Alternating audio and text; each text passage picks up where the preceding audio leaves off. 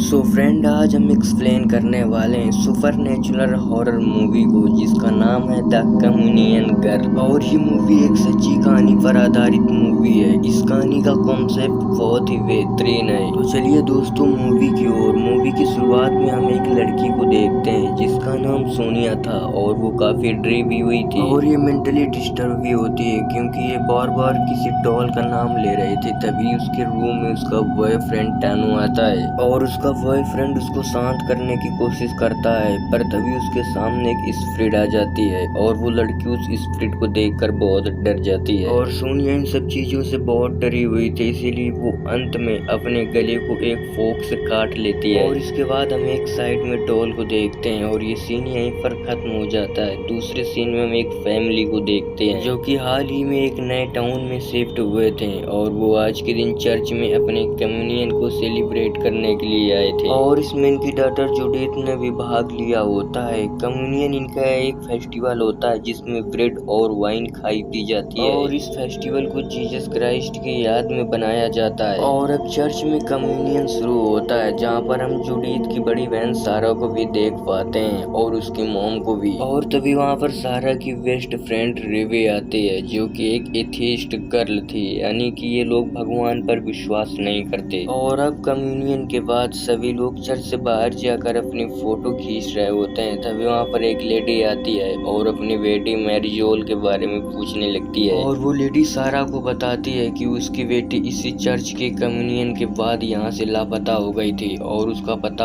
आज भी नहीं चल पाया। और तभी वहाँ पर फादर और चर्च के लोग आ जाते हैं जो कि उस लेडी को यहाँ से कहीं दूर ले जाते हैं। और अगले सीन में हम इसी फैमिली को देखते हैं जो कि इसे टाउन में रहने के लिए आई थी, पर उनकी छोटी बेटी कहती है कि ये टाउन मुझे पसंद नहीं आया। तभी सारा कहती है कि कुछ दिन यहाँ पर रहकर देखते हैं। और कुछ देर बाद सारा अपने घर से बाहर निकल जाती है। वो अपने फ्रेंड रेवी के पास जाती है और ये दोनों लोग क्लब में जाते हैं जहाँ पर ये लोग काफी इंटरटेनमेंट होते हैं। और वो लोग वहाँ पर पहली बार ड्रग्स भी लेते हैं ताकि वो लोग ज्यादा से ज्यादा एंजॉय कर सकें। और ये ड्रग्स एक चीवो नाम का लड़का बेच रहा होता है। और उसी क्लब में सारा की डांस करते हुए नजर एक लड़के पर पड़ती है जिसका नाम पेड्रो होता है और ये दोनों एक दूसरे की तरफ अट्रैक्ट होने लगते हैं। और कुछ देर बाद ये लोग क्लब से बाहर घर जाने के लिए निकलते हैं, लेकिन ये लोग जिनके साथ आए थे वो लोग इनसे पहले ही जा चुके थे। और अब ये दोनों हाईवे में लिफ्ट मांगने के लिए रुकते हैं और तभी वहाँ पर चीवो की आकर कार रुकती है और उस कार के अंदर पेड्रो भी बैठा था। पर रेवी उस कार में नहीं बैठना चाहते थे क्योंकि रेवी को पता होता है कि चीवो एक बहुत ही बुरा लड़का है, पर सारा को अपने घर जाने के लिए लेट हो रहा होता है। और फिर ये दोनों उसकी कार में बैठ जाते हैं और तभी चीवो फ्लर्ट करने लगता है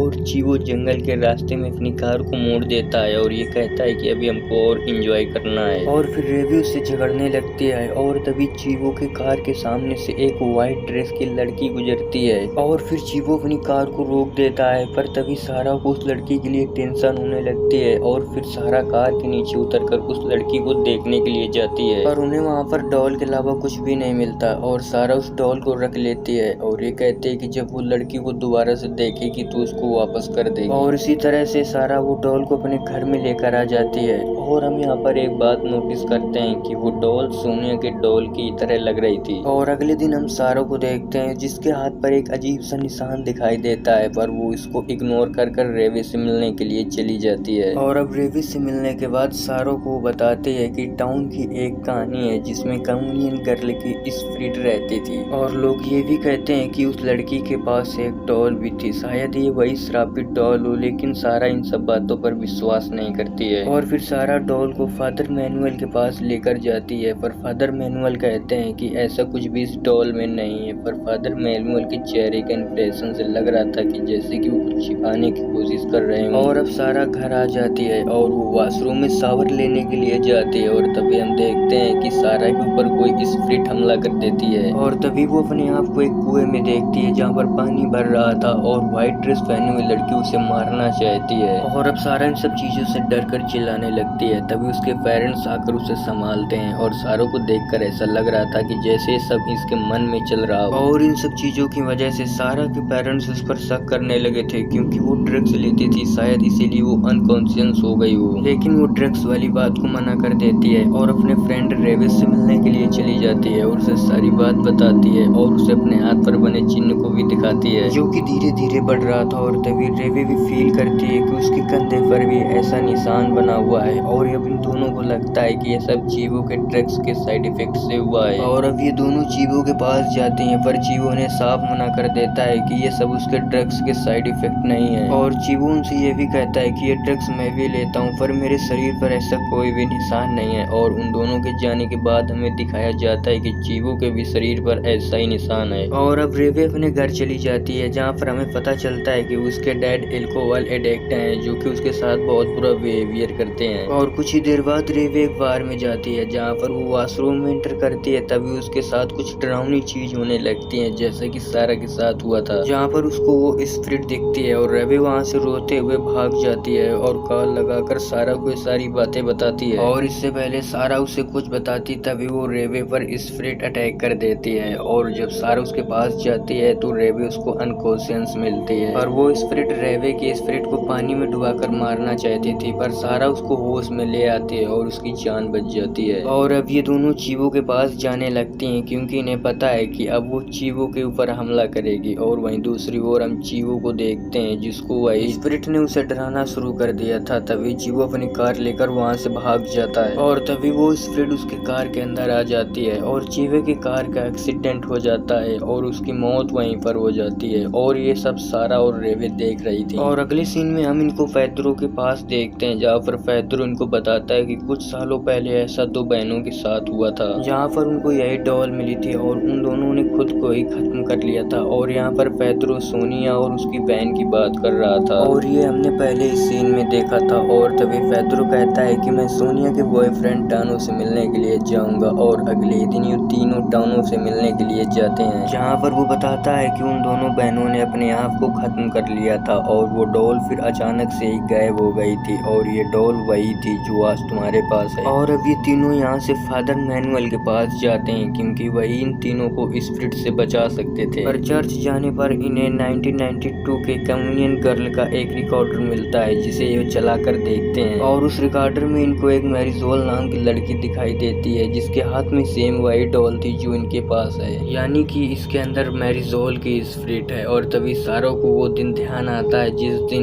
मैरिजोल की मॉम उसको ढूंढ रही थी। और अब ये तीनों मैरिजोल की मॉम को ढूंढने का फैसला करते हैं क्योंकि वही इसकी सच्चाई बता सकती थी। पर वो स्पिरिट एक बार फिर से इनके ऊपर हमला कर देती है और इस बार फेदरो उसका शिकार बनता है। और अब आपको समझ में आया होगा कि उस रात ये चारों एक ही गाड़ी में थे और डॉल भी इनको मिली थी और दिखाई दी थी जिसके चलते ये चारों श्रापित हो गए थे। पर वो स्पिरिट अब रेवे और सारो को अलग अलग रूम में फेंक देती है जहाँ पर सारा को उसी रूम में फादर मैनुअल की लाश देखती है जिनके हाथों पर वैसा ही निशान था। और वहीं दूसरी ओर फेदरो को भी वही स्पिरिट मारने की कोशिश कर रही होती है पर तभी सारा और रेवे आकर उसको होश में लाते हैं। इसके बाद ये दोनों नोटिस करते हैं कि फेदरो के हाथ पर भी वैसे ही निशान आ गया था यानी कि ये निशान डॉल को छूने से आ रहे हैं। और तभी वहाँ पर रेवे के डैड आ जाते हैं जो रेवे को कॉलेज न जाने के लिए चिल्लाते हैं और रेवे को घर ले जाते हैं। पर घर पर रेवे को वही स्पिरिट परेशान करने लगती है। और वहीं दूसरी तरफ हम सारा और फेदरो को मैरिजोल के मॉम के घर में जाते हुए देखते हैं जहाँ पर वो मैरिजोल के मॉम से मैरिजोल के बारे में पूछने लगती हैं और सारा अपने हाथ पर बने निशान को भी दिखाती है। तभी मैरिजोल की मॉम समझ जाती है कि अब वो स्पिरिट इन पर आ चुकी है। वो लेडी इनको बताती है कि उसने अपनी बेटी को आखिरी बार उस डॉल के साथ एक स्क्वायर नाम की जगह में देखा था जहाँ से वो गायब हो गई थी। और अब ये दोनों भी वहाँ से निकल जाते हैं और तभी रात को रेवे आकर इनसे बताती है कि अब वो इस टॉर्चर को नहीं झेल सकती है। और अगले सीन में ये तीनों स्क्वायर एरिया में जाते हैं जहाँ पर ये एक ऐसी जगह पर पहुंच जाते हैं जहाँ पर वो स्पिरिट इनको मारने की कोशिश कर रही थी। और तभी वो स्पिरिट इन पर अटैक कर देती है और सारा को कुएं में फेंक देती है और सारा की ओर धीरे धीरे बढ़ने लगती है। पर सारा पर वो अटैक करने के बजाय वो सारा को हक करने लगती है। और तभी सारा को याद आता है कि मैरिजोल की मॉम ने उसे बताया था कि मैरिजोल को उस समय कोई पसंद नहीं करता था क्योंकि मैरिजोल के शरीर पर वही निशान बने थे यहाँ तक कि उसे कोई छूता भी नहीं था। और अब ये बात सारा को समझ में आ चुकी थी कि मैरिजोल चाहती थी कि लोग उसे बिना डरे उससे प्यार करें, इसलिए सारा उसको हक कर लेती है। और फिर कुएं में धीरे धीरे पानी बढ़ने लगता है, सारा डूबने लगती है पर सारा उसको हक करना नहीं छोड़ती। और ये बात मैरिजोल की आत्मा भी नोटिस करती है। और तभी सारा अपने हाथ में मैरिजोल का स्केलेटन देखती है और अगले ही पल में सब कुछ नॉर्मल नॉर्मल हो जाता है और अब ये तीनों घर जाने लगते हैं जहाँ पर सारा और पेड्रो आपस में किस करते हैं। और पहले